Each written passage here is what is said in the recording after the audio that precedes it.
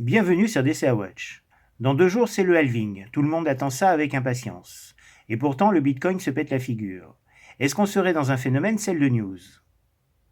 La tendance de moyen terme reste positive et le cours est au-dessus de son EMA 13. Mais il a enclenché un mouvement de repli, un peu à l'image des marchés actions dont il ne s'est pas encore décorrélé. On peut aussi noter que sa dernière zone d'achat remonte à début 2023. Et il faut rappeler qu'il vaut mieux éviter d'acheter quand les cours montent à la verticale, comme ça a été le cas depuis ces derniers mois.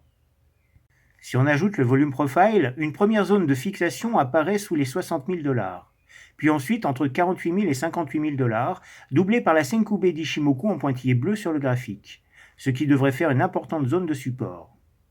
D'autre part, la zone des 50 000 $ correspond au retracement de Fibonacci des 38,2%, qui est un retracement assez emblématique, ce qui met le BTC à peu près dans la même configuration que le SP500, comme je l'ai expliqué dans une précédente vidéo.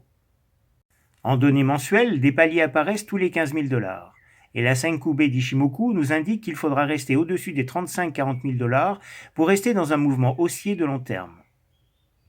Le précédent halving de 2020 nous enseigne que le cours a explosé à la hausse 6 mois plus tard, et en 2016 il a fallu attendre presque un an. Les institutionnels se sont positionnés sur le Bitcoin, certainement pas pour en rester là.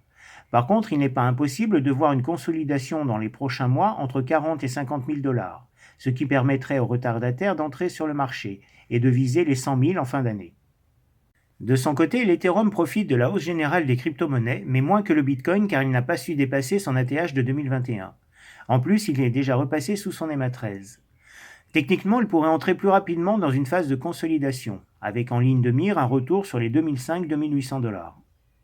En données mensuelles, la Senkube d'Ishimoku pointe sur les 2400-2500 $.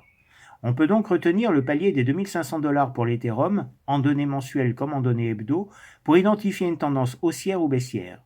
Et on verra dans les prochaines semaines comment va se comporter le cours par rapport à l'oblique formé par ses précédents sommets. Donc, à mes yeux, il n'est pas impossible que les cryptos entrent dans une phase de consolidation pendant plusieurs mois, au même titre que les actions qui devraient connaître une des turbulences cet été.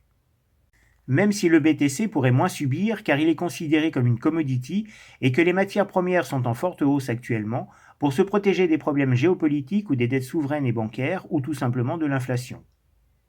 Donc pour moi, il est tout à fait possible de voir le Bitcoin revenir s'appuyer sur les 50 000 $ pour exploser en fin d'année les 100 000.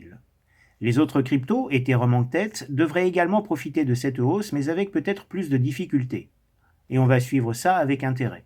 Sur ce, bon investissement à tous.